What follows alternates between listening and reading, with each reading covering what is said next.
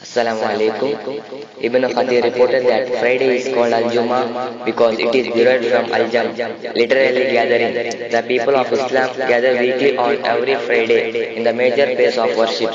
It was during Friday when Allah finished the creation, the sixth day during which Allah created the heavens and earth. During Friday Allah created Adam and he was placed in paradise.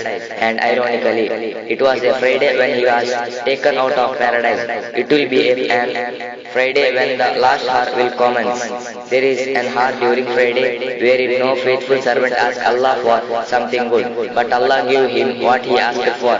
All of this is based upon hadith in the authentic collection.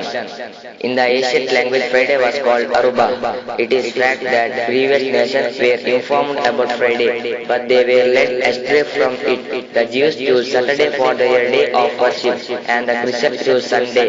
Each is the day of the creation was initiated. Allah chose Friday of this Ummah because it is the day of creation was finished.